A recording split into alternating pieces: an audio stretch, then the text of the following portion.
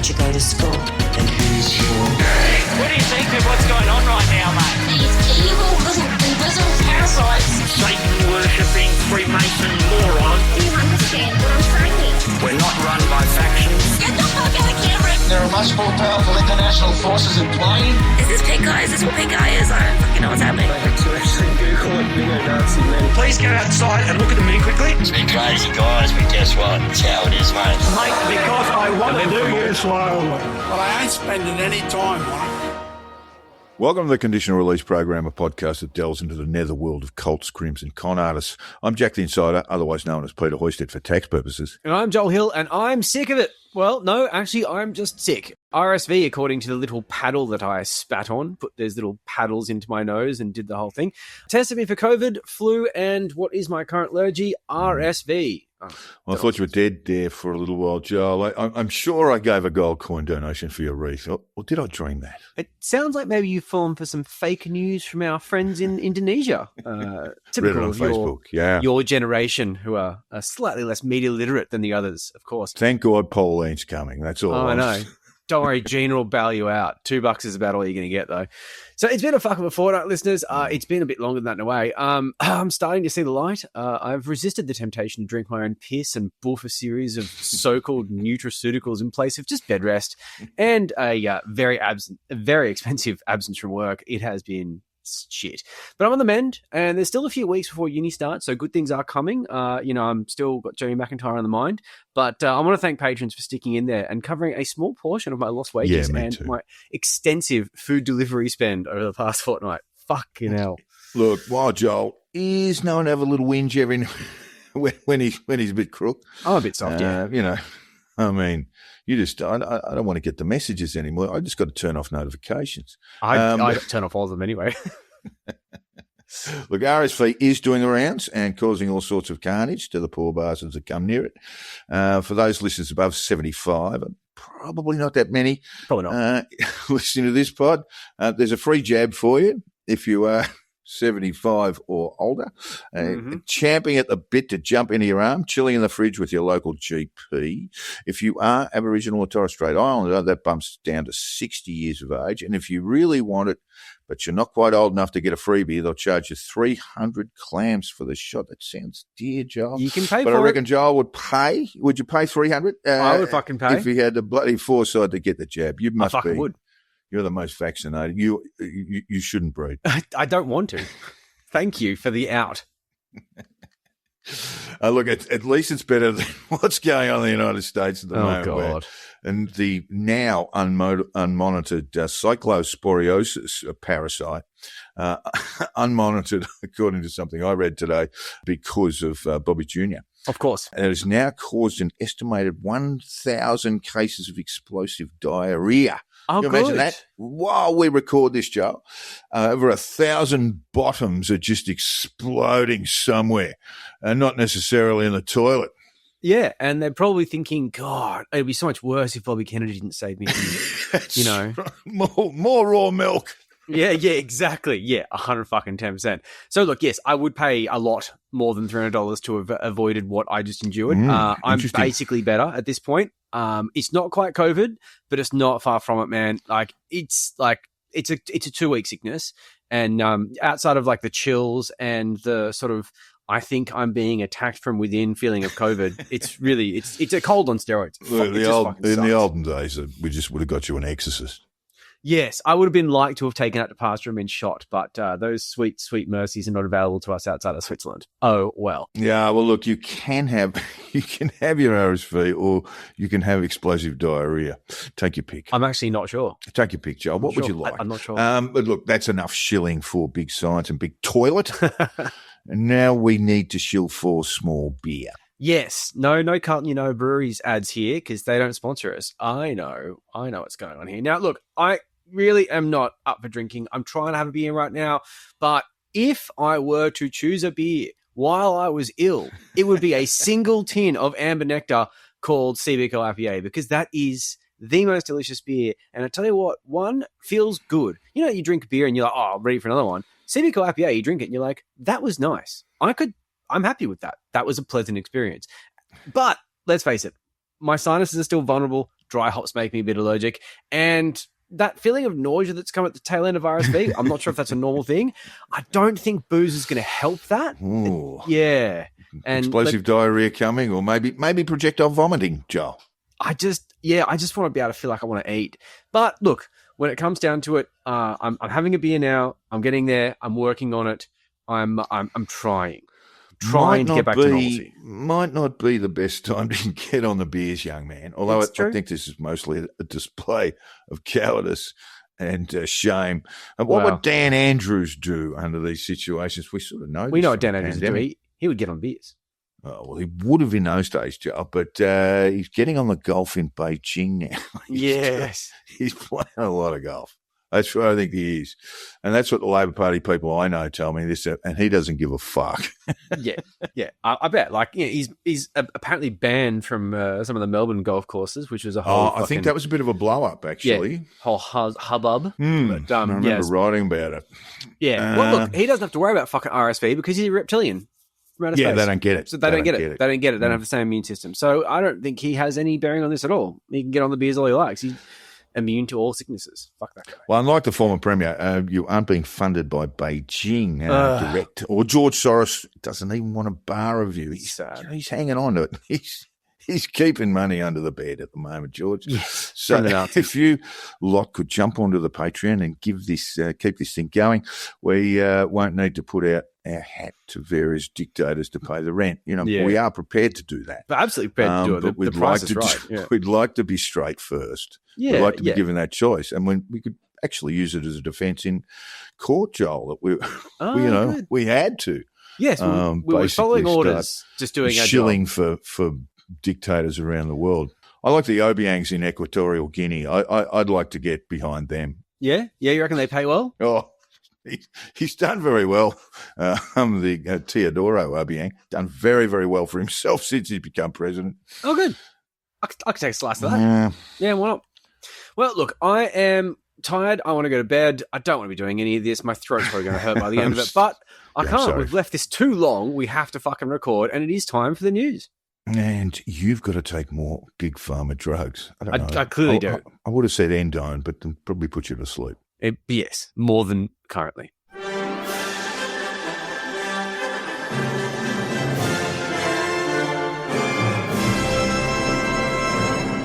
So the rise of One Nation is something we do plan to look at over the course, blah, blah, blah. I think they went down 9 points in the polls recently. Couldn't happen to a nicer gal. But I don't want to just parrot things that are common knowledge. It's out there, just people are just talking about, because that's just, it's not really what I want to do. But one of the things that has been covered quite well from a few surprising places is the rise of One Nation promoting AI slop. Now, to a much lesser degree, there is AI slop that is anti-One Nation as well, but I'm going to get to that later. I don't want to sort of bury the lead on that one. But the surprisingly excellent coverage came from our current affair of all places, who did an excellent 10-minute bit on this. And they did. It got to the audience that needs to see it. A Guardian article is not going to reach these people. But one of the things that I noticed in the comments section, and we'll be talking about the comment section later, is that people were saying, oh, watch out, this is an Indonesian webpage. So it got through.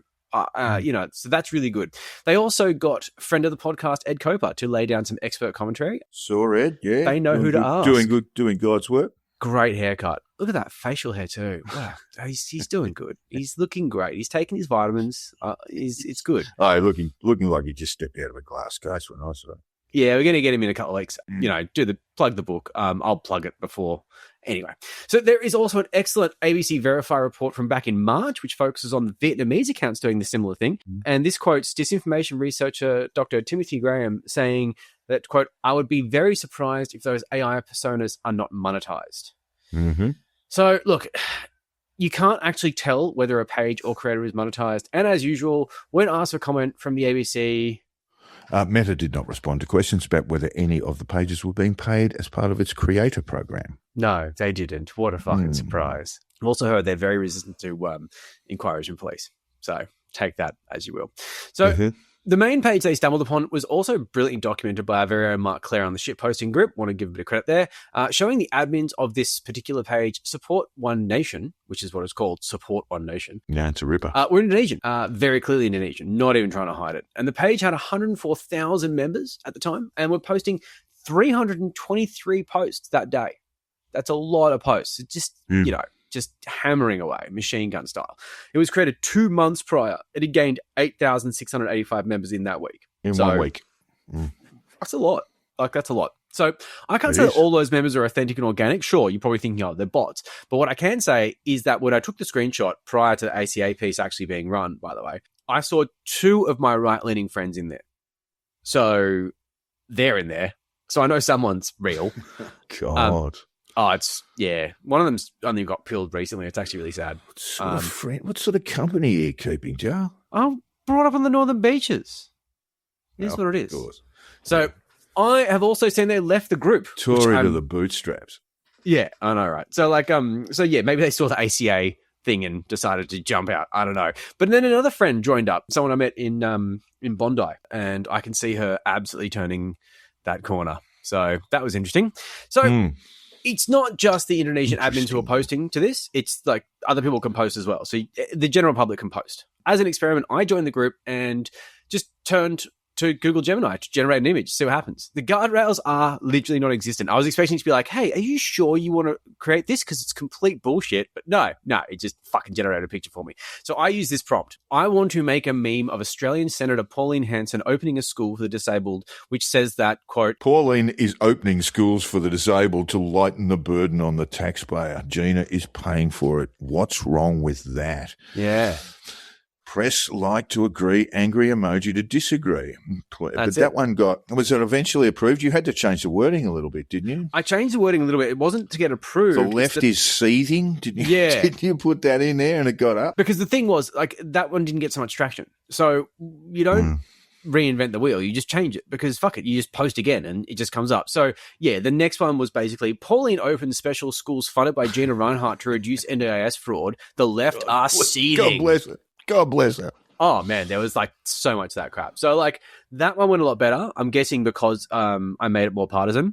One posted, just quite rudely that Pauline had rather large hands. I dealt with him pretty swiftly. Took that trash out. Me. That may have been you. Might have been me. Yeah, for tax purposes. But 273 reactions, 18 shares, and 40 comments. Fucking hell. That's not a lot, but it's not bad. It's not virality or anything, but hey, do that 10 times, right? I had shit like this. Elbow wouldn't do this. She's more than happy to support the scammers. The scammers. And who are the scammers, John? Yeah, I know, right? Muslims, probably. Yes, exactly. And, of course, this one. Viva Gina. Viva Pauline. Left the E out. Sorry, guys. Two great ladies just putting it in for Australia. And this one was interesting because this comment actually came from Layla Arian, which is one of the Indonesian posters who spam the group. So they're sort of pumping up the posts that come up as well. Just they posting come in and pump up the numbers. Yeah, they just come in and validate it. So whether that leans toward them being paid operatives or engagement farmers is interesting. So we're going to get to that in a bit. It sounds more than a hobby, doesn't it? That sounds more paid operative. Oh, it's definitely for money. It's just the way that they're getting money is the thing I'm questioning. So a couple of posts did doubt the authenticity, which is good. So we're not completely fucking lost. But it was overwhelmingly supportive and believed. Of the 40 comments, there was 2 that were oh, this would be good if it was true. It's well, it's not true, and you could Google it, but whatever. Yeah. I did notice, because with the authenticity of the commenters, you want to sort of check these things. So you check a couple of these things and see who these people are. I noticed a post from an account named Peter Wolf, and I do believe this is an authentic person because I checked out his profile. He's got a whole bunch of unfunny memes, Instagram links. That could mean he's a content creator, but there was an exchange as a comment on one of the memes that made me realize that Peter is a real person, and I want you to read this. Peter and Debbie Blackburn. Peter, account, yep. Pete, are you missing a wife to talk to? You should get back out there, and laughed. And Peter Wolf replies, Peter and Debbie Blackburn, fuck that. So that's grim. So look, ladies, Peter is apparently single. Sounds like he might be widowed. But sadly, I don't believe he's looking for love at this time. Having a fresh start in life. There's room at the inn, but the door is closed. So these people aren't necessarily idiot whisperers per se. It looks like they've hit the formula for virality and nailed the algorithm, and there's some kind of fucking geniuses. That's what it seems like to me. The fucking reality is they just post an insane amount of bullshit generated by AI, and if a few of them get off the ground, they win because they get engagement over the course of the aggregate, really. So one of the posts, this was a really good one, it stood out to me very much, had an AI-generated supermarket and said this. Should all supermarkets in Australia ban pork? Like for yes, heart for no. Yeah, the no's had it on this one. It's 64 to 16 at the time of writing.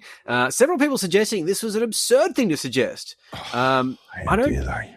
But who cares? It's engagement. Make them angry, make them happy, make them sad, whatever. But it was never going to go down well with One Nation voters. That's fine because you just post more posts. You just throw enough shit at a wall because some will eventually stick. But you can see one of these like sort of Muslim guys being like, "Oh, okay, let's like do a pork ban thing," and they don't realize that, yeah, we like pork.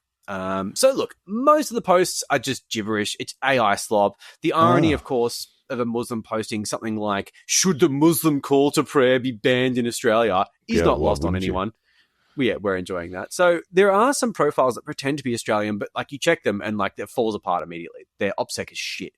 So the other thing is that like it's a group, not a page. So it is set that anyone can post. But so far, basically, it's mostly dominated by these Indonesian posters. And like I said before, some of these Indonesian content creators are posting comments on other people's posts to, you know, pump them up. So there's definitely amplification going on here. But look, before we get into the nuts and bolts of this AI slop, I do want to be fair and balanced, as some of our comrades in the US would say. And I don't want to shit on our beloved listeners, but I have to call this out. And yet again, I insist you all read Ed Kober's first book, because I've seen several engagement farmers being shared on Facebook pages that are anti-One Nation, but they're still full of shit. This one specifically was from Bangalore in India. It was shared on the shitposting site. I've seen it post on people's pages. Just check the fucking content. And this isn't shit on anyone. Like, as Ed's book rightly points out, we are all vulnerable to this stuff. It's very human nature. The things we see from our tribe are often true statements because we're, like, on the left, generally speaking, they don't do as much disinformation because people actually check.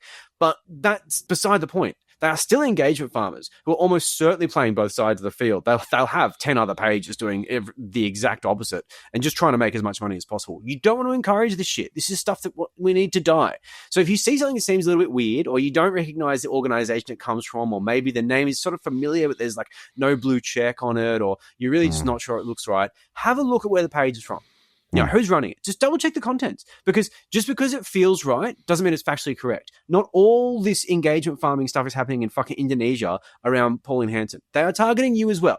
So while this is something that One Nation dipshits absolutely refuse to do, mostly because they're lazy, but partially because they're stupid, we need to make sure that we're fact checking, even if it seems pointless and hopeless, because it's important. Integrity is good. Otherwise, of course, we have no superiority. We can't laugh at the other side of politics as being blatantly negligent, gullible, and stupid.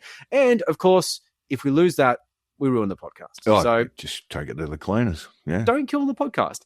So, of course, look, it's not all just puff pieces on Pauline. There are other sort of culture war adjacent memes being posted by members of the group for various reasons. And this one, which, as I said to you earlier, very low effort, but highly targeted. It says this. Massive raids ongoing in Australia to arrest Muslim grooming gangs targeting Australian women, girls and children. Jesus. Many associates of the Muslim Middle Eastern organised crime network taken into custody. Did check out the story on this, Joel, but go on. Yeah, did you see what it is? Okay, so basically the picture is a vague picture of some blurry cops and a blurred face of the perp being arrested. The caption is really long, obviously AR written. It's just complete nonsense. And it claims that the arrest of Mustafa Almadine, who is a member of the Almadine crime family, recently got done for grooming a 14-year-old online who turned out to be a cop who now knows what his cock looks like. He's now apparently a grooming gang of Muslims that Albo is partially responsible for. I knew he'd be behind this. He loves it. He loves a cock picture. Like, I mean, what? So look, the guy who posted it actually isn't Indonesian. It's a bloke named Mike Foster. And he's the managing director of a church franchise from the US called Answers in Genesis, and describes himself as this. Mike Foster is a frontline evangelist, apologist, and cultural watchman who stands unapologetically on the authority of God's word from the very first verse. I say Old Testament literalism, Joe. But like, how is he an apologist and unapologetic? I don't understand. I guess I'm not a theologian, so I don't He's get an it. apologist, though. Yeah. And a cultural watchman. And by that you mean you're posting bullshit to stoke up anger against Muslims. Okay, good. Keep going, Joel. I did read the story. So look, and if you want to expand on the story, for sure, because mate, it's quite simple. Like one of the members of the Almadine crime family is a bit of a fucking perv and not good with technology, and sent a picture of his cock to a person he thought was a 14-year-old. So when we talk about mass raids, there was actually just one. Yeah, there was just one, and it's not the Muslim Middle Eastern organized crime network. It's the Almadine family. Like there was some. It was noted in the report that there is some relationship between them and between the alleged offender and the Alameddine crime gang. It wouldn't surprise me. Sure. But yeah. They're not a grooming gang. Not dozens of raids of, basically filling up Villawood full of Muslims from Lakemba. No. Not So, like, so much of that. I don't actually know whether he wrote this and made the meme, or whether he's just sharing it from somewhere else. He made it look like it came from him, but people. I jumped in there a few times. There were all sorts of people posting all sorts of shit in there, Joel, in the comments. I don't know if you've seen them, but there are just tons. I didn't have time to have a look. I sent that to you this morning on a bit of a whim. Yeah, it's Tommy Robinson shit. Like, Carl Stefanovic is making sure that Tommy Robinson is now a thing, and we're going to have this kind of disinformation being spread to fucking idiots. So, look, when it comes down to it, it's not that the Indonesian kids are necessarily doing all of the posting and all the amplifying. People like Mike Foster are doing it too. But the thing is that Mike Foster can effortlessly post that to a group with 100,000 people in it and get immediate traction on that. Now, I don't think he's doing this for money. I think he's doing this because he is, as he says, a cultural watchman who's just generally trying to stoke Islamophobia in the community. But at the same time, it all has the same result. We just end up amplifying, running disinformation and causing chaos in the community. I mean, I guess the question is, we'll get back, but I guess the question is it organic or is it done by design? I mean, who's behind it? Who's paying for this? I mean, I don't think anyone's paying. With Hanson and One Nation, if it's being paid for, I mean, there's the obvious collusion of dates where Hanson went to Mar-a-Lago, October 31, Halloween ball, and the rise of One Nation.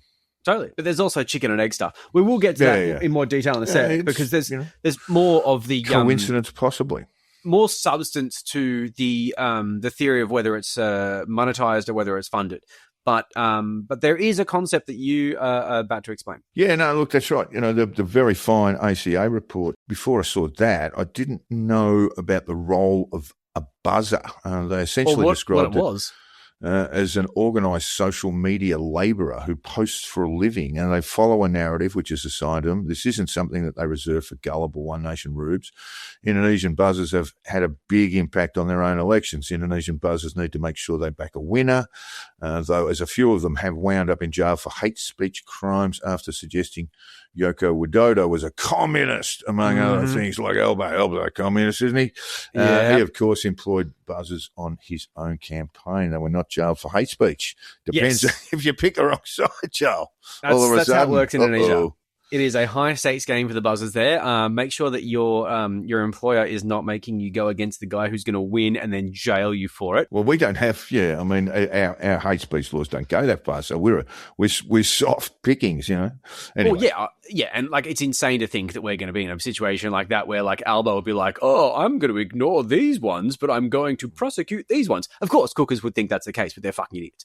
So I'm not sure if the support Pauline Hanson page is a buzzer operation or just a group of Indonesians seeking Zuckerbucks. And this is what we were sort of saying before, but I just want to flesh it out a bit. So basically, Facebook monetization works per 1,000 views and is paid on the audience that you're targeting. So Australia is a tier 1 audience. So it's a very attractive audience to target for this sort of stuff. Oh, gosh. And they have the highest payout alongside places like the US, basically, tier 1. Best damn audience in the world, Joel. Well, best and most gullible and most quick to click on links and buy shit, apparently. So, rubes, plenty of dumb those. And wealthy, I think, is what tier 1 means. But anyway, whatever. It is difficult to research this because it is very vague. The payouts are very variable based on a lot of levels of interactions and things like that. But the estimates online that I've sort of averaged out something between $3,000 $11,000 US per month if you can rack up around 7 million engagements.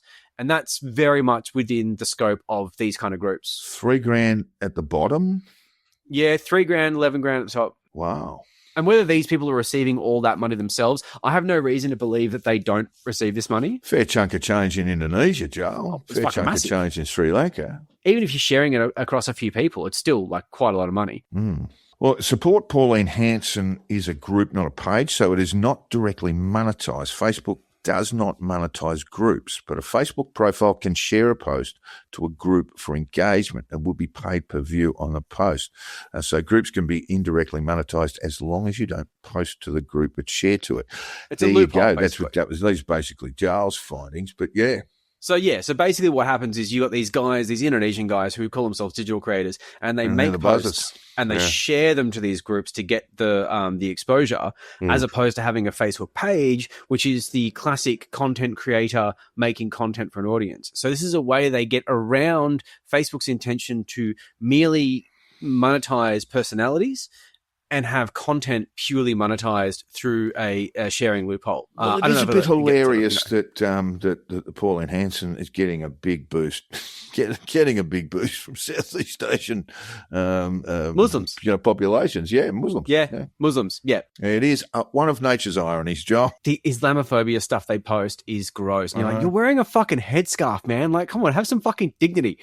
So one of the main posters that I found on this site was claiming to work in Sydney, Australia, which is interesting. And also he said his role was Buruh, B-U-R-U-H, which is Indonesian for labourer. So that really feeds in this whole buzzer sort of theory, right? Because he considers himself a labourer. That's interesting. Labourer for Sydney. So Penny Wong seems to suggest that buzzers are being paid for their influence work. I'm not sure if this is the case, but this is what she's sort of insinuated. And I don't like the way she did this, though, because she rather misleadingly linked the buzzer activity to One Nation's use of virtual assistants in the Philippines to run their social media pages. And they're two fucking different things. Like, they basically had people in the Philippines setting up candidate pages, which is manual labor. Like, it is just work. You just have to set up these fucking things. And it's a pain in the ass. So, yeah, they've outsourced it to the cheapest person. Now, that, of course, goes against their nationalist identity and stuff like that. But who is expecting them to be ideologically pure? They're fucking corrupt as shit and pathetic. Anyway, so this is what Penny Wong's spokesperson said. There is already evidence of One Nation paying people from other countries as part of its digital campaigning. It is for One Nation to explain these explosive developments. Yeah. So she thinks they're that's buzzers. staff, by the way. So that's not ministerial. That's not the department. Yeah, and well, Pauline thinks they're doing it for the Zuckerbucks because she claims they're just chasing money, saying that they are using my name, which gets clicks. She's so popular, Joel. She's so popular. And it says, these companies have been piggybacking on One Nation because they're high numbers that I have. Because I'm just so Chicken and fucking egg. interesting. Yeah. Yeah. So look, I lean toward this being the more plausible explanation. Not that I really want to agree with Pauline here. Because I think the motivation of these so-called buzzers are possibly more that they're trying to get engagement by making rage bait, which works well in the algorithm. And the issue is, I would argue, is it's not because her name gets clicks, but because her followers are gullible and easily activated by low-effort rage bait. I mean, they share this shit like crazy. My post got like 18 shares. Fucking idiots. So, like, come on. Like, it's really difficult to say that this is, laborer force stuff. You know, you might have some dark money, Gina, paid political operatives or whatever paying these guys to do this sort of stuff. But maybe not. $3,000 to $11,000 a month? That ain't bad. Oh, it's big money. It's good money. It sort of creates these visions of people just on Facebook, 24/7, just ping, ping, ping, ping, ping. Yeah. Sort of sweatshop, Zuckerberg sweatshops. Oh, totally. And there are bot farms and everyone things on like Facey. that. I know there are obviously bots and they'll behave in certain ways. They tend to be fairly easy to find. Because the language is just so obviously bad. I saw one on Reddit where the prompt came out on a post, and the unfortunate, no pun intended, meta sort of analysis of that is: did someone who's a person post that to look like it's an AI prompt to make you think that AI bots are everywhere? Or was it an actual AI prompt that hadn't been taken away from the post that was done by a bot? Who fucking knows anymore, man? Chicken and egg in the egg, Joel. It really is. And it really doesn't matter. It just means there's this fucking bucket loads of shit just pouring into social media, around Facebook in particular. I mean, 100%. This sort of stuff must give people pause to say, I really don't want to be part of that shit anymore. You know, and I know a lot of my friends just dropped straight off Facebook. I only keep it for sort of family and friends and stuff, but and so that's what makes it hard to sort of move away from it. But I find it very important. The amount of shit that I get dropped on my page is just unbelievable. That's complete trash. Yeah, it's unfortunate, and I fall for some of this sort of engagement and stuff like that. But yeah, I think the main sort of like nerdy analysis of this, like I say, is: are they being paid as buzzers, or are they simply just chasing the most gullible person in the room? Just like fake news started. Like, fake news wasn't sponsored by some Freedom Works fucking Charles Koch thing. It was just a guy who realized that if you post crazy shit, people share it and don't check it, and then realized that the stuff that got shared the most was the right-wing stuff because the lefties kept on checking the facts and realizing it was wrong. Okay, great. He made a fortune and life goes on, and he's still doing it for natural news today. It's fucking gross. But anyway, look, moving on toward the end of this, there was a great comment from Pauline Hanson when contacted by a current affair. This is on an article on terrific. 9.com.au. Hanson said that her party had complained to Meta about the issue, but didn't have further information regarding its response. And she said this: "You'll have to talk to the CEO of One Nation, right? I'm doing my parliamentary duties. I don't do the administrative side. And besides, I'm flat out sometimes using my phone properly, let alone going with this technology." Yeah, okay. The ignorance defense, I believe that's called. I can't even open my phone. I remember Gus Gould. Gus Gould. How he was just mystified by the fact that once he got in his car, his phone could tell him the best way home, and he just thought that he just couldn't deal with the sense of like it was people watching him. What was going on here? That is very funny. Just cannot get technology, and Hanson's one of those. This is a very good gripe, by the way. It's an excellent one. The one that I enjoyed a lot was when she ripped one of her, paper shopping bags, her supermarket bags, and she'd loaded it up, put about 20 kilos worth of stuff in there, and started complaining that there was they always just snapping. I'm just sick of it. Just had it. And you know what? It would have worked. It would have been chum to her fucking base. But like the other thing is, right, like, so isn't she the CEO of One Nation? I couldn't find a CEO. They must have a CEO now. No, I looked. I can't find one. I think she's pretty much in charge anyway. I put it that they may have sort of puppet in that they've just moved in there. I don't know. I think she has a large role in the administration of One Nation, despite her protest. And also, what fucking parliamentary duties? What parliament? You have attended 12% of Senate escort days. Maybe she's got some of the criticism. Now, listen, God bless Pauline. Maybe she's got some of the criticism, and now she's turning up. She's turning up to the committee meetings. Is she, though? She doesn't like the committee hearings. Doesn't like them at all. She's not turning up for those. I'm sorry. No, she likes question time where she can say dumb shit. But actual Senate hearings, she's just turning up better now. She's beating Zippy.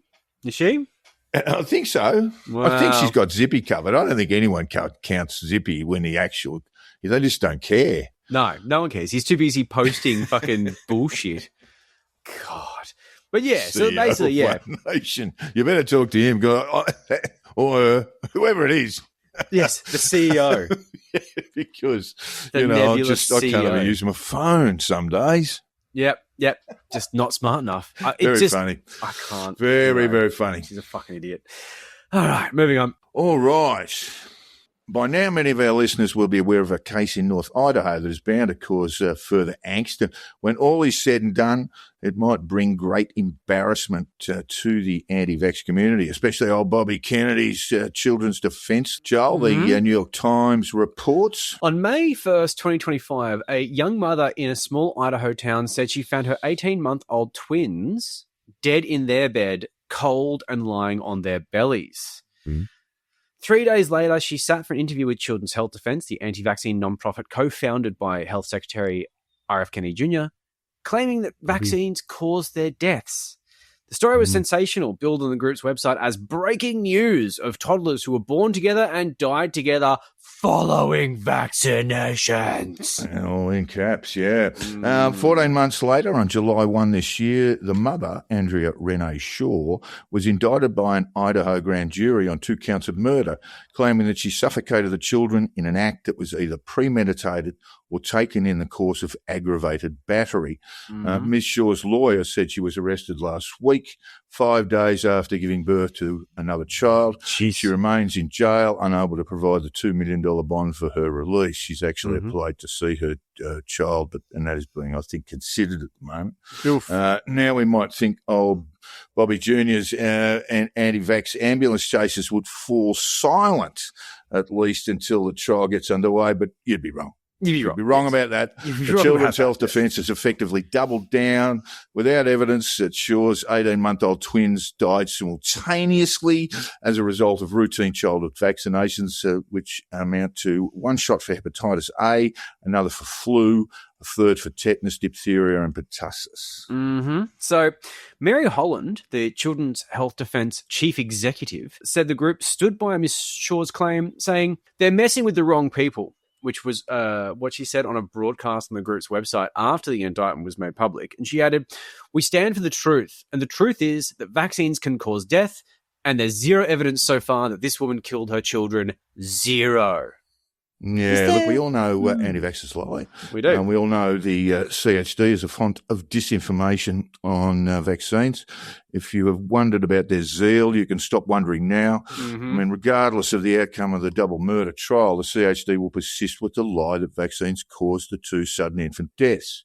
Yeah. The New York Times quoted Dr. Peter Hotus, a vaccine expert at Baylor College of Medicine in Texas, who made the salient point that Shaw's defence of vaccine mortality doesn't stand up, given that both children, who were not identical twins, died at about the same time, 8 days after vaccination. Yeah. Sounds a bit unlikely. Sorry. Yeah.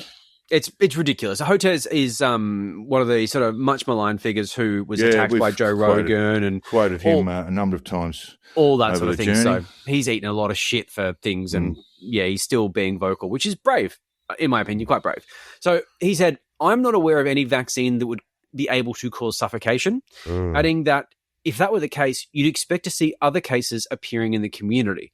God, that's a very nice way of saying, you killed the kid, you fucking bitch.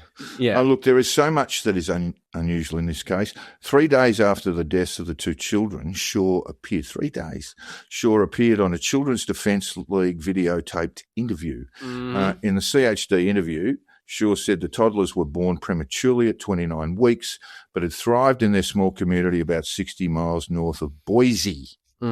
She stated that she had gotten most of their recommended shots and that they had no problems with any vaccine until late in April 2025. On April 23, she said they had several vaccines, the ones described before, and the following day developed diarrhea. Or it might have been that thing that probably Kennedy's not watching anymore. Anyway, they developed diarrhea and lethargy, prompting her to take them to an emergency room. They were discharged within hours, so not terribly sick, you see. Hospital records provided by Children's Health Defence showed that one of the children had a temperature of 99 degrees, which is warm, for sure. Yeah. The doctor deemed them to have had a post-immunisation reaction, which is entirely likely too, that was treated with Tylenol and ice pops. Both children were discharged within hours, according to Shaw. So that's the following day. 7 days later, they die. No evidence of any further interaction with hospitals or health centres. Give you a little bit of a translation from freedom units to Celsius. That's 37.2 degrees Celsius. Because I don't know what fucking 99 degrees is. I was born in the 80s. Yeah, sorry. Yes, a quote from the MIT, but that's right. So yeah, warm, but not outrageous. Yeah. So this is the quote from her. They said that it wasn't medical, Ms. Shaw said during the Children's Self-Defense interview, and they figured asphyxiation and that I had supposedly had a postpartum overwhelming blackout and done it to my children. It sounds almost like a Well, confession. that might be a little bit of her interpretation of that. But anyway, we'll move on. Polly Tommy, a programming director for Children's Health Defence, who interviewed the couple, appeared to lead them in the interview to disavow vaccines, saying, "This is during the interview. We have to warn the people of these vaccines." Yeah. Polly Tommy sucks, by the way. She's a terrible, terrible human. Anyway, Tommy asked the leading question, "You're so pro-vaccine, so how does that make you both feel that this has happened, that you were lied to?" And then Miss Shaw responds, "I feel that I wish I was anti-vaccine now." Convenient. My God, yeah, but it gets worse. In January, Shaw became a lead plaintiff in a civil case brought by the CHD, which accuses the American Academy of Pediatricians of racketeering, right? Defined as civil action, of course, but claiming the pediatricians, children's doctors, are engaged in racketeering, which is legally defined as obtaining money through an illegal enterprise that usually involves intimidation. That's part of their claim. A motion to dismiss the case was brought by the Academy, and that is currently pending. The US Health Secretary Bobby Kennedy Jr. was the founder, of course, of the Children's Health Defense Group. He resigned from his role as CEO before becoming Health Secretary, but he was actively engaged in seeking plaintiffs for a range of lawsuits claiming vaccine injury, Joel, as we all know. Yes, indeed. He claims that he's invested his sort of interest in all that to his son, which means that there's no corruption whatsoever. Yeah. It's handed down to his falcon. Yeah. Kennedy CHD also His tapped Ms. favourite Shaw as the lead plaintiff in an effort to intervene in a lawsuit the Pediatricians Group has brought against Mr. Kennedy. That case is focused on Mr. Kennedy's decision as Federal Health Secretary to dismiss the members of a prominent vaccine advisory group and replace them, as he did, with people with few qualifications, many of whom raised concerns about vaccines. I know police have issued a statement but declined to provide further details. This is the rub, Joel. Go ahead. Yes. So, this quote, "This arrest is the result of a lengthy and thorough investigation conducted by the Payette Police Department." Oh, sorry. I'm still really congested. Sorry. Just choke back that mucus, please, Joel. Yeah, get on with it. It's not great. With invaluable assistance from numerous partner agencies, the police said in a brief statement, adding that the Idaho State Police Forensic Services and the Boise Police Department were among the agencies that assisted. Yeah, the results of the forensic examination will not be released until after the trial is concluded. That's really interesting. But at the conditional release program, we know enough about the telltale signs that death by asphyxiation or suffocation leaves. When someone dies of asphyxia, certainly by suffocation, that is something over the face to block air into the body through the mouth and nose. There will be fluid left in the lungs because you're actually gasping. And so you get a lot of saliva and mucus in your lungs if you die by asphyxia because you're gasping for non-existent air. Also, the presence of petechiae, I think I've got that right, second time, small red blotches on the face as a result of burst capillaries on the face. They'll appear on the face post-mortem, particularly acute in children. This was some of the SIDS cases have turned on this, some of the SIDS allegations, sudden infant death syndrome, cocktail. Yeah, because of course they leave forensic evidence in that regard. Yeah. So, oh my God. So basically, Yeah, so forensics are going to be really critical here. Absolutely, that's the main movements will be very closely watched, as will her phone contacts and things like that. Husband hasn't been charged, but she's banged up, looking for a bondsman if she's got maybe, 20 grand? Or was it 200? I think it'd be 200 for a $2 million bond. I'll be surprised if there wasn't some kind of crowdfunding attempt for that. I mean, realistically. Well, as I say, there is an application that she wants to return and be with her newborn child. And you go, yeah, it's a tough one because you've been charged with essentially 2 counts of infanticide. Yeah. Well, there was a fundraiser, but it has been taken down by Give Send Go, which says a lot because Give Send Go is famously used for Nazi fundraisers. That's right.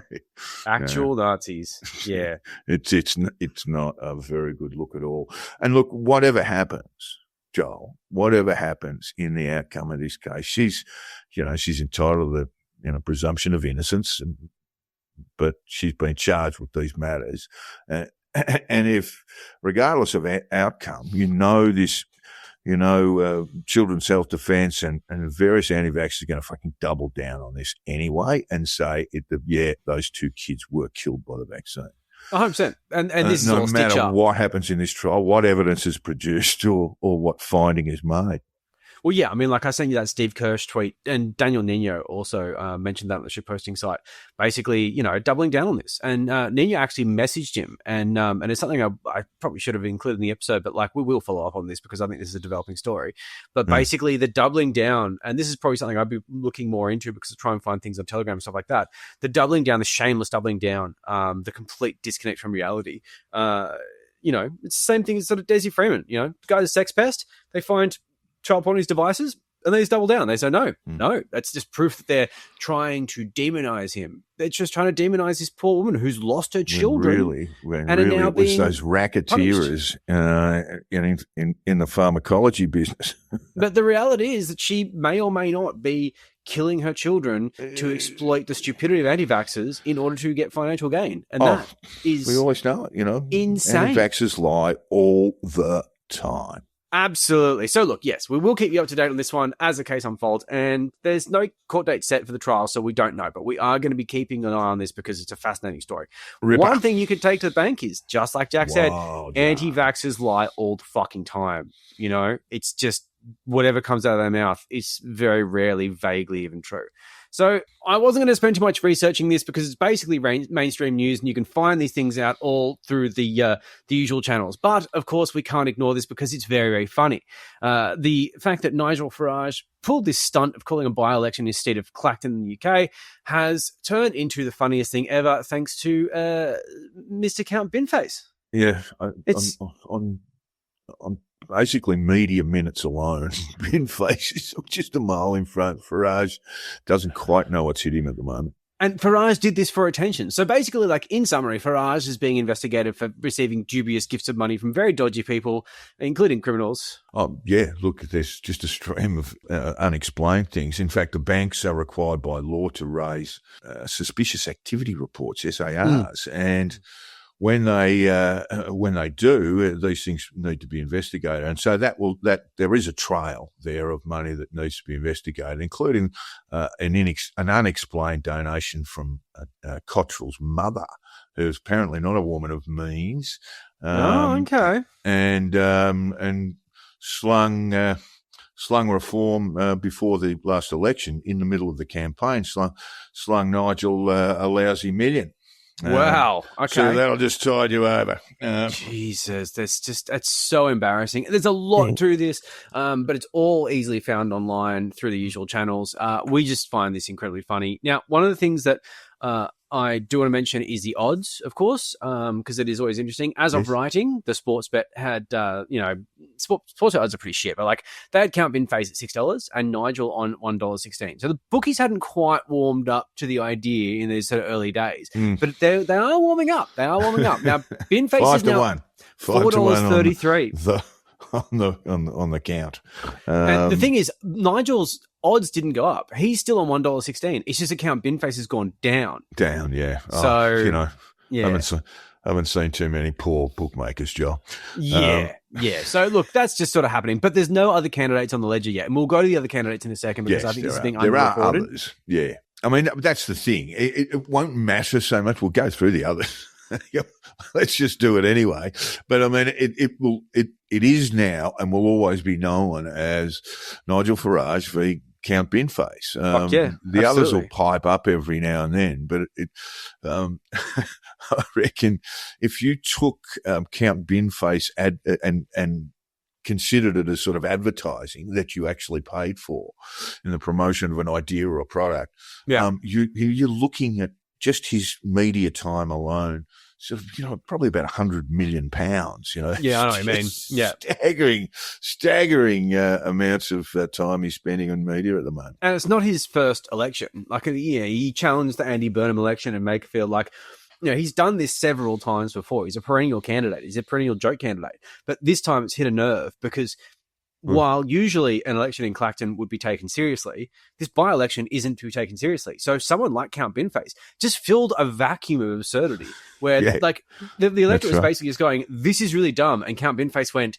yes, it is. And I'm going to highlight that with a bit on my head, which is fucking great. I mean, it's very British. It's not reform British. It's actual British. I think it's really, really nice. There's a rather lovely background piece on Count Binface, a comedy writer, of course, and rather lovely piece from the Independent about his background. There's a nice backstory to his life. Father, an alcoholic, very close to his brother, deceased recently, and you get the feeling he's a freelancer, as is his wife, and they have children. They live in Sussex. Life's, you never know where the next gig's coming from, sort of thing, as a freelancer. Yeah, true. That's so true. I can. It's a lovely piece in the Independent. So go looking for it, listeners. It's basically called "The Strange and Unsurprisingly Moving Story of Count Binface." Behind nice. Count Binface. Yeah, cool. Yeah, he's one of those people who's like a joke candidate with a serious person behind it, and I think that's surprised a lot of people. And a lot of parallels have been made with Vladimir Zelensky, saying he was a comedian as well. So he was a political comedian, and now he's the president of Ukraine, and a really big deal. So there's interesting stuff going on here, and for my odds on what could happen in the funniest outcome, but the most realistic one, is that Count Binface does win this by-election. It's an insane move, but in the actual election, assuming there's no other by-election, because that he'll get recalled if the findings are adverse. There's a whole English procedure around that. In the general election, I don't think he'd hold the seat necessarily. I think Farage would probably go back. But I think you think he's a chance. I mean, look, if you go closer, it'd be really funny, and in a sense, it really doesn't matter if he gets the sort of 3, 4, 5,000 votes in a constituency that size, but it'll be about 50,000 people, and if he gets 3 or 4 of them, he'll be doing quite well. There's quite a list of others, Joe. We may as well go through them. There's a rather repugnant figure known as Lawrence Fox. He's a nepo baby actor, much more talented father and uncle, I think, turned right-wing dead shit. He just is a terrible human being who ticks every box of fuckwit you can think of. He's running with his incredibly stupid party, Reclaim Britain. So that essentially splits the right vote. They're a party who proudly say their policies are culture wars. That's not lefty pundits libeling them. That's their own fucking policy. So hopefully steals votes from Nigel. That's your summation there, Joel. Your little tipsters thing. Yeah, it's a bigger problem for reform across the country. I mean, this thing is, this business is the kind of the end of Farage. No matter what happens with the by-election, maybe. Look, he's become a cartoon. You can be screamed at, you can be scorned, you can be I know where you're going with this, and yelled I agree. at. Someone could throw a milkshake on you, but in the end, when people are laughing at you, you know you're done. I do agree with that. But as a general rule. When it comes to the other candidates, the issue is whether you should stay the fuck away because the bin's got this, which is what the major parties have done. Not to take it seriously, but also to leave it to the bin. But also the amount of attention this is getting is very alluring for a lot of people who have massive egos. And one of the things that I found very frustrating is the absolute lack of fucking judgment from these people. So, for example, the Monster Raving Loony Party, who are another perennial joke candidate, they're saying they'll run a candidate. Don't. You're going to split the bin vote. Just fucking stay out. Stay away from this one. You don't need to be in this. Just fuck off. And of course, Lawrence Fox is jumping in there and he's just embarrassing. Right. You heard me. Party. It's so fucking annoying. But the other thing is you've got this other Fox who's the human Fox who was in the Make Field one as well.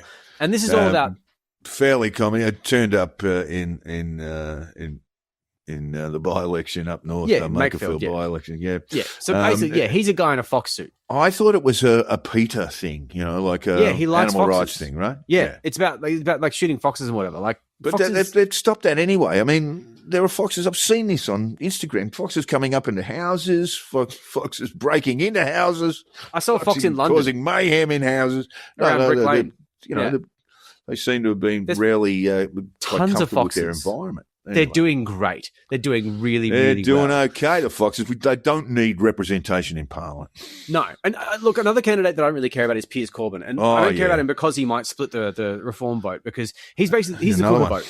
So he is the brother of Jeremy Corbyn. It's not just a funny name. And a lot of you probably already know who he is. He's a complete nut of fuckwit. He's quite viral for these boomer bait stunts he does on Facebook and social media, where he'll go to a shop and be like, I'm paying in currency, and like swoosh all these coins all over the table. And the checkout person's like, I guess I'm going to take this. Like, I bet you wouldn't take this because you want digital ID, don't you? And they're like, I'm just going to count your coins now, mate. Like, this is shit. And he's just a fucking asshole.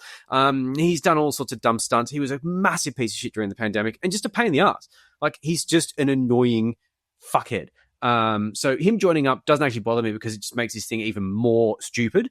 But at the same time, like, annoying. And then you've got Rejoin EU running. Like, Clacton voted for Brexit, and like, it's Nigel Farage's seat. Just stay away. Like, no one's rejoining the EU from this. It's a Melbourne Cup field of candidates. I don't know. Have you seen the kid from the British Democrats?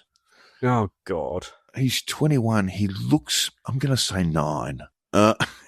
He just doesn't look like he's in there. There's a couple of indies have already put their names down. We don't even have a date for the by-election, so no, I'm not quite sure how serious that. some of this stuff is. But there are 3-4 independents. This is on the BBC. Lawrence Fox, as you say, Nigel Farage, Piers Corbyn, Bin Face. There's also Adham Al-Khatib, who from the Forward Party. He's an engineering student. Okay. At London University, he previously worked as a housekeeping assistant at a hospital in Birmingham, announcing his candidature on TikTok. How about you don't? Wouldn't you just have a crack at it there? Doesn't live in the seat, obviously. No. And neither does Bin Face, and that's fine. Yeah, it doesn't matter. But like when Bin Face is done with that, he's just like, well, yeah, I mean, like Nigel doesn't come here anyway. No, it doesn't matter in the UK.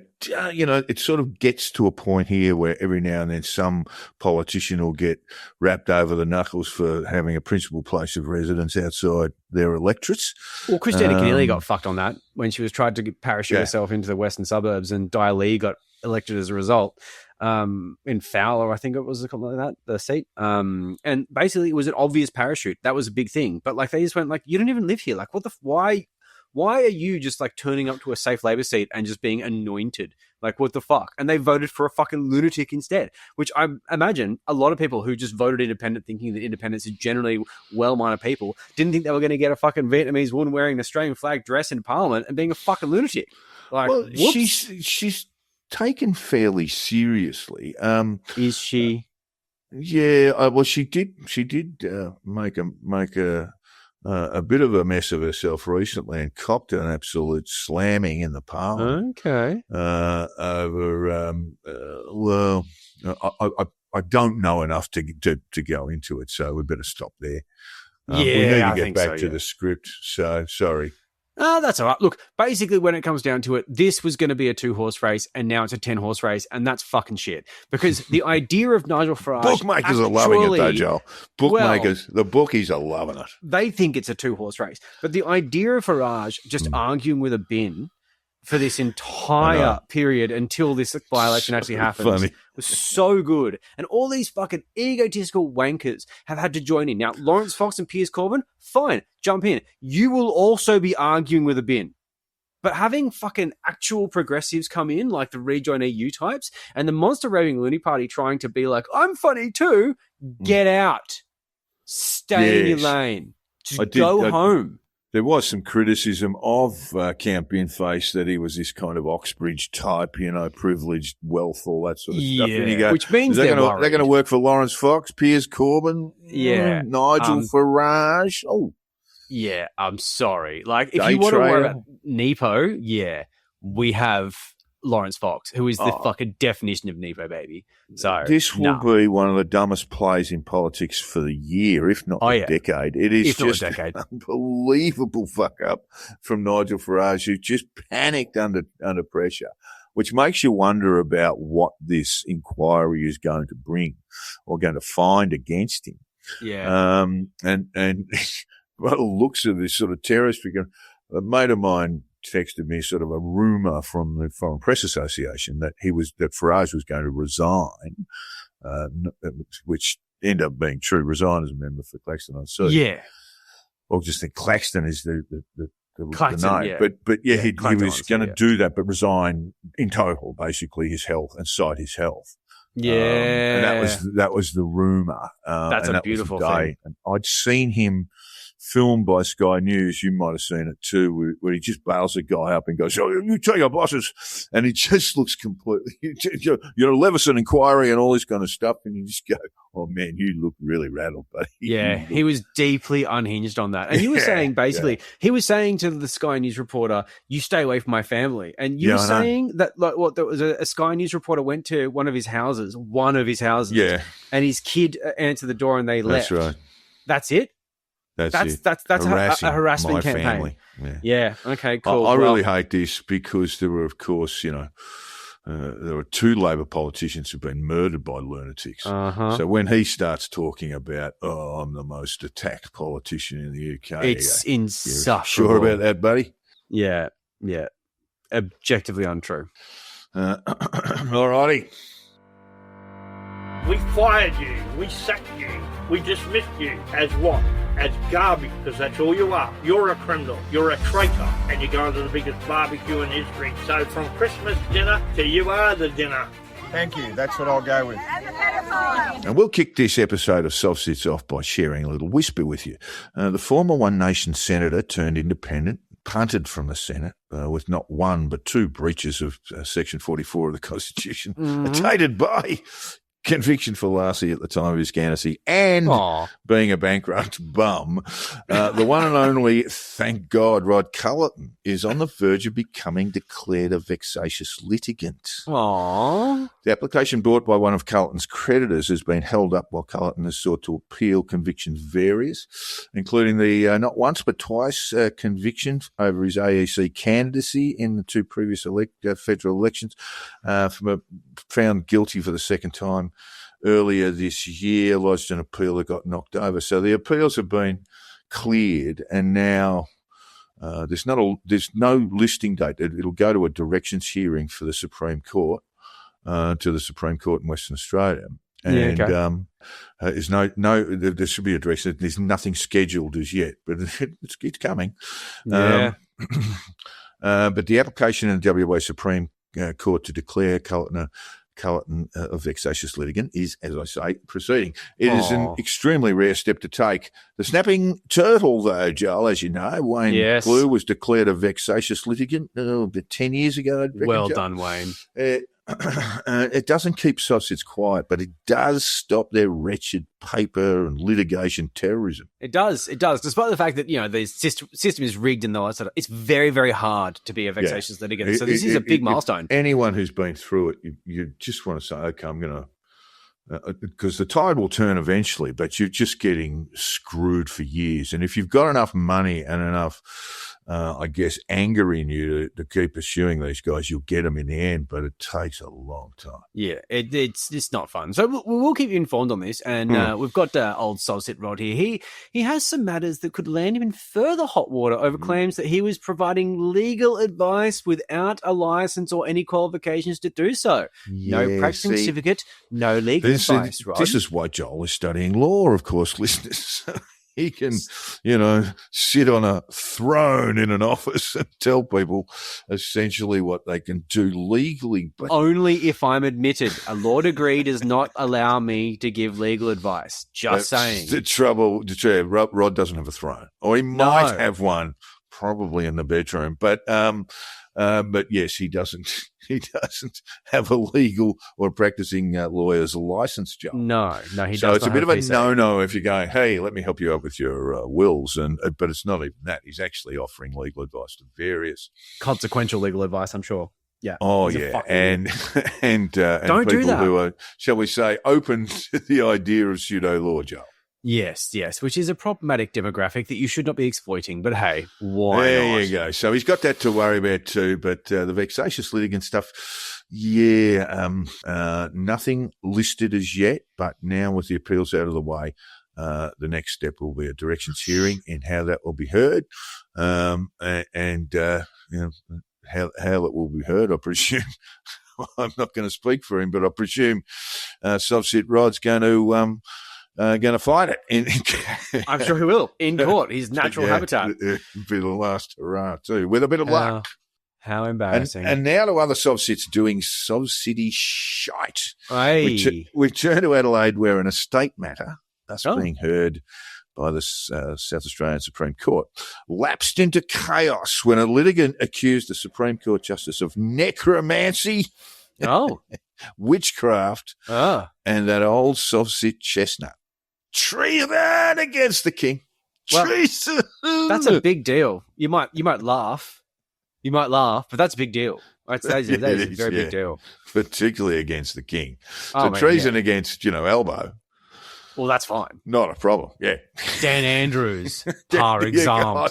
You can be as treasonous as you like with Dan Andrews and nothing will happen to you. You can even misprision him. It's great. You might want to misprision him every now and then. Jesus Christ. Well, go on, Joel. We'll just explain this. This is a slightly older matter, but we did want to talk about Subset Rod for a little while. Hey, so go on, Joel. These things are fun. So the estate case was brought by Angela Georganis, the sister of the federal member for Adelaide, Steve Georganis. That's right, yeah. So Georganis and her 40 supporters were escorted out of the courtroom by sheriff's officers, according to reports at the time. And as we say, Angela is known to the podcast of various claims, legal matters. Angela has had a few mentions. And she's been in and about and around. But the case was dismissed in a judgment in 2024. So, yes, we are reaching into the vault, but shamelessly and without prejudice.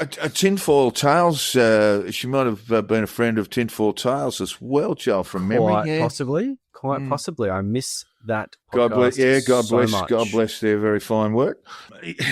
So, she loves the limelight, Angela. Yeah, trouble. That's the game. Look, the report on the case included an account where some, if not all, of Georgiana's followers chased and harassed the judge's assistant dashing across the road.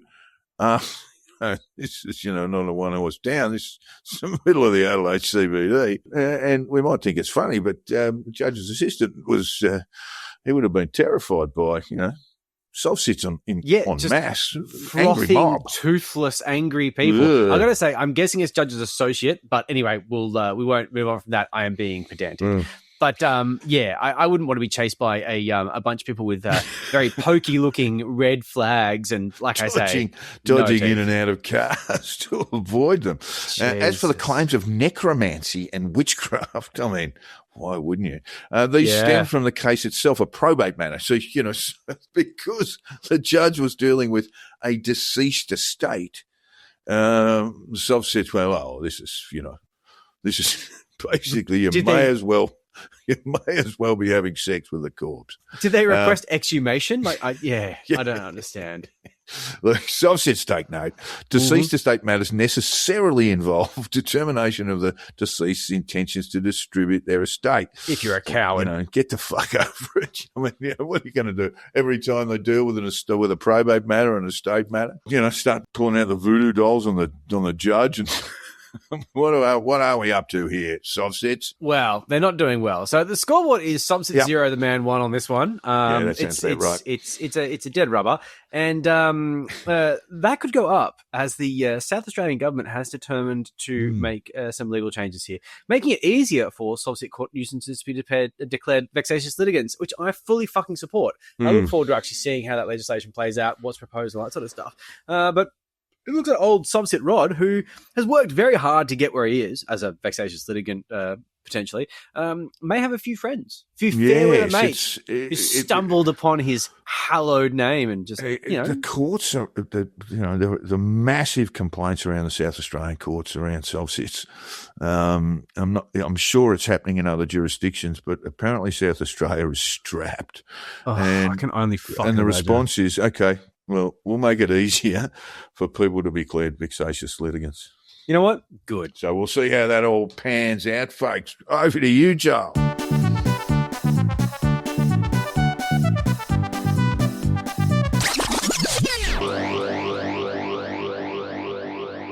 Zippy is back on Twitter. He's back. Yes. I'm a He staunch deleted his patriot. account or I at love least our country. suspended it, I love which our was freedoms. suspiciously I love timed that in alongside Australia that you can massive be and completely anything pointless that you UAP want to be. leaflet drop. There We is seem to nothing hit every and no single one's letterbox stopping you in the from fucking achieving your country. You know, hopes. all right? Because the Your few votes. Yeah, I aspirations did. Yeah, and Yeah, your go on. dreams. Yeah. Fucking everyone did. So I'm guessing Uncle Clive had a bit of a squiz at Babbitt's tweets and gave him a stern warning.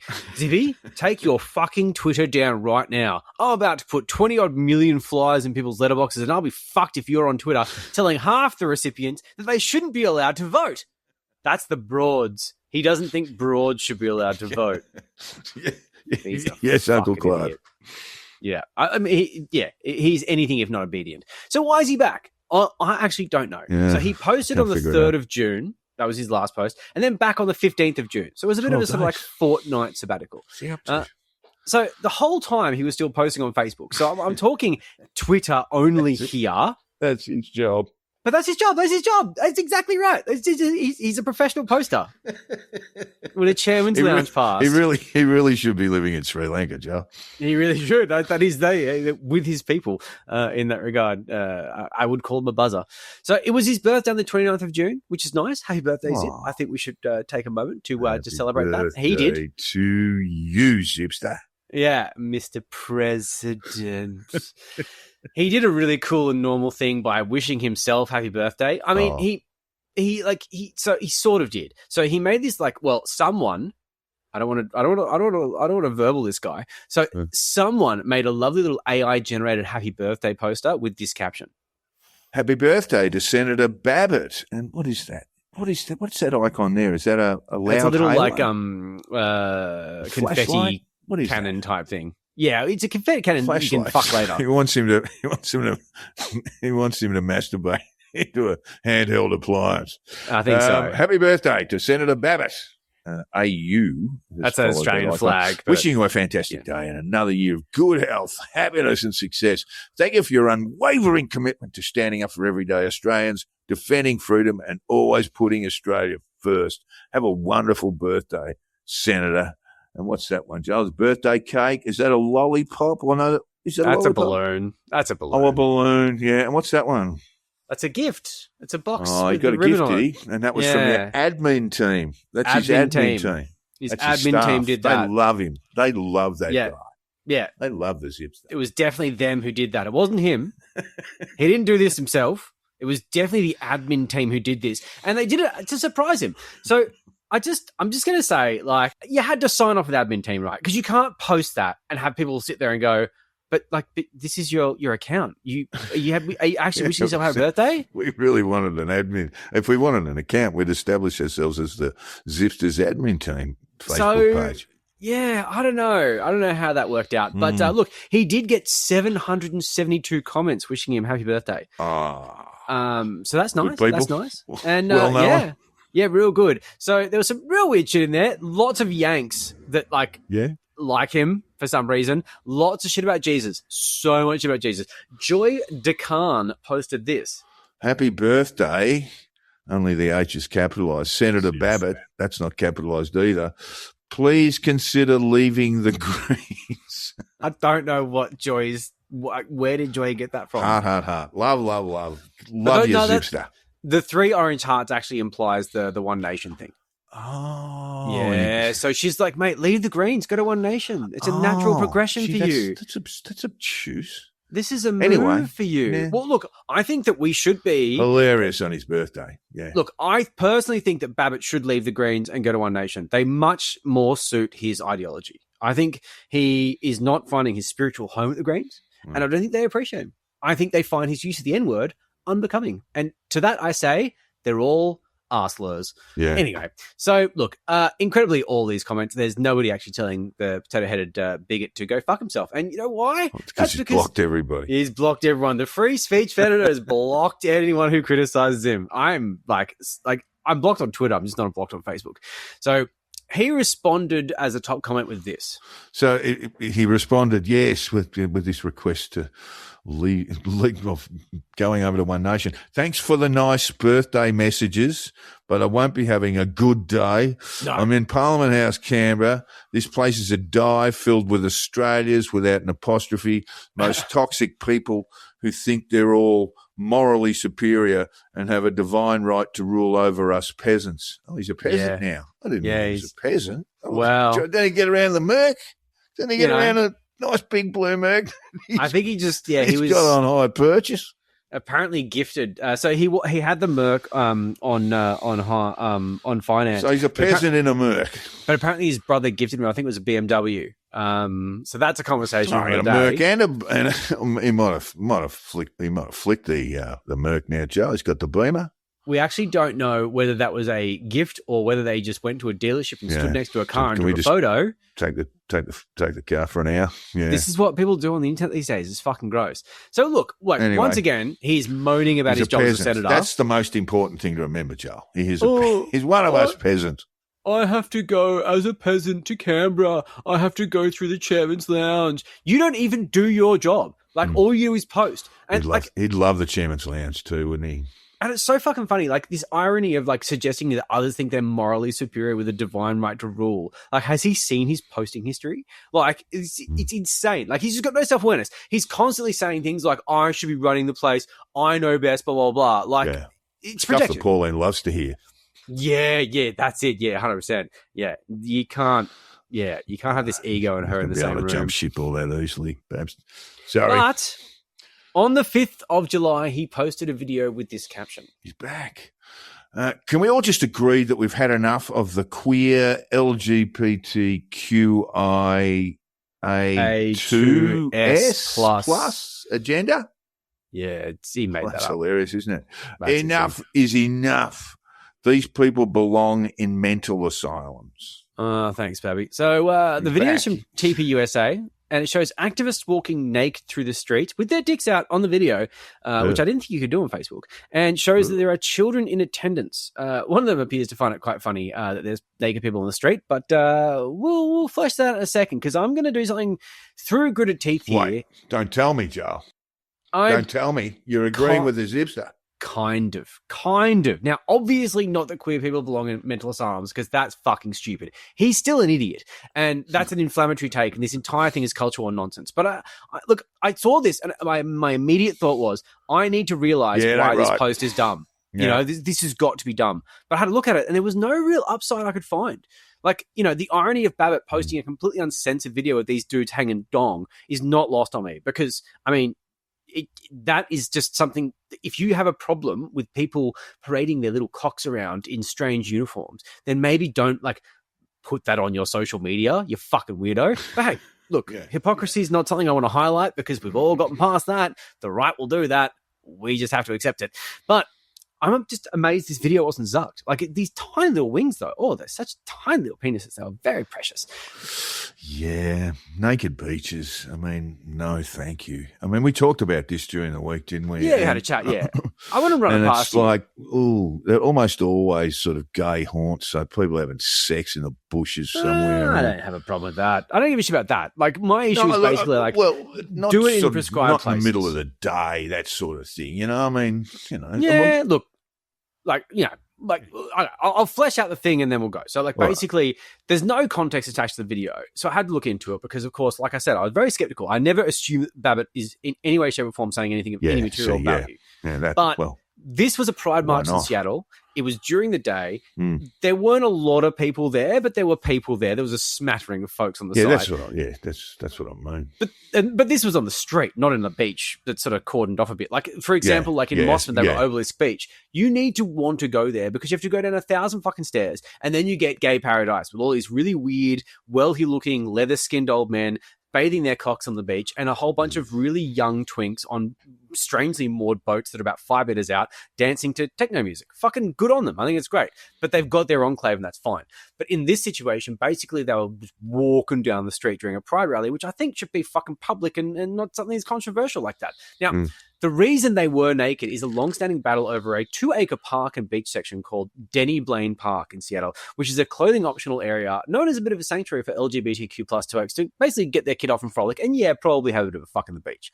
Like, whatever. I don't give a shit. The local homeowners have cracked the shits over this for various reasons, one of which is parking. Apparently makes parking very difficult, which is pretty funny. Yeah, not a good, it's not a good idea. It's not a good concept, is it? Driving down for a hand job, but this is the thing. Like, there's a battle over Denny Blaine, and you've got the queers who are like, "Look, we want to be able to keep this place. That's fine. I don't give a shit." And then you got local yuppie residents who are like, "Oh, I think our property prices would go up if we didn't have people with their dicks around. Who gives a shit?" But in this instance, the legality side of it, which I always have to investigate as well, is that in Seattle, public nudity is legal. So none of this is breaking the law. Now, I've got to say, public nudity is not legal, objectively speaking, without barriers. For it to be illegal, there needs to be a proven intent to sexually arouse or intentionally offend. Right. So these tiny little winkies out wandering the streets, I don't think they were trying to arouse anyone. I really don't. And I also don't think they were trying to intentionally offend, mostly because they're oblivious to the fact their penises are objectively offensive. Yeah. But it's not, is it objectively offensive? It's not a reasonable person. It's intentionally offend. And you can't really get in the head of someone. So I think this is legal. But it is one thing to throw on your birthday suit and go for some spot known for naked business. That's fine. But it's another thing to drop your dacks during a daytime parade, especially when it's something that's marketed as being open to families. I mean, am I being a fucking prude? No, I don't think so. No. Yeah. Like, I didn't want to fucking agree with Babbitt this week. I was looking through his posts, and I just thought, you know what? Like, I have to pay credit if I'm going to be honest. Because, like, come on, Joel.